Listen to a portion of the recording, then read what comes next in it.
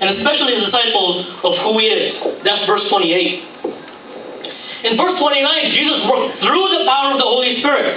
When Jesus came, remember he said, I have to be baptized. And when he was baptized, the Holy Spirit came upon him and rested on him as a dove. See, what Jesus did was, he was still God, but he decided, you know what, I'm not going to use my authority. I'm going to use the authority of the Holy Spirit within me and through me, so that I can model for you how you as a Christian need to be one with the Holy Spirit, so that the Holy Spirit can work through you. Amen. That is why Jesus came down. Because all these things is all to show you how Jesus Christ suffered, died, and rose again for you and for your life. And what Paul is doing is he is merely doing exactly what Jesus did for that church. He is coming, he is suffering for the people, suffering for Christians, so they may understand who Jesus is.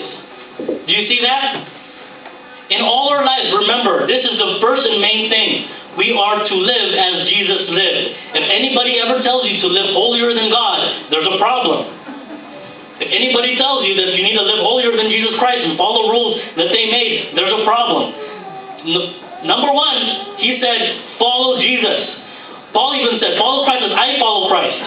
He's not saying follow Paul. He's saying, follow how I follow Christ.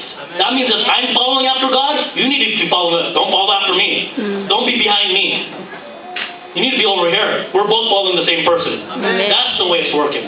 That's the way we need to be. That's the way we need to be as Christians. We are following Jesus Christ. By seeing how he worked in his life, we need to try to copy that, because he is the example for our life as a Christian.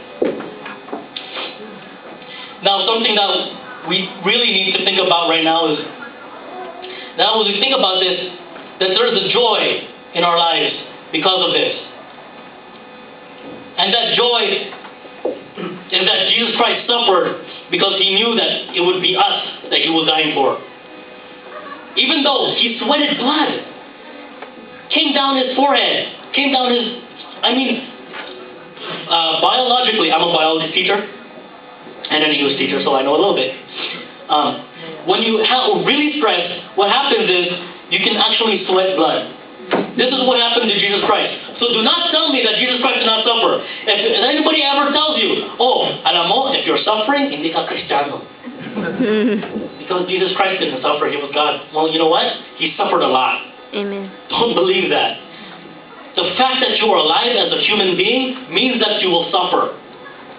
But this is the problem. This is your question.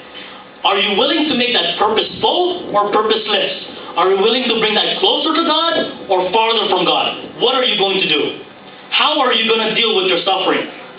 Here Paul is saying that suffering, I rejoice in my suffering because I know that it is for your edification. Same thing with Jesus Christ. He said, I suffer, and even though I suffer, I still know that the joy set before me is this relationship with you. With you. With each one of you. Now when we look at this, we have to understand that it's very heavy. Now let's plug in that song. And when you listen to the song, just listen to it. I don't know why, but I was praying on the way here. I was going to be late, and I slept a little bit long. But right here it says there is liberty in Jesus Christ. So let's make it a little bit louder. Was set free. The wounded obey.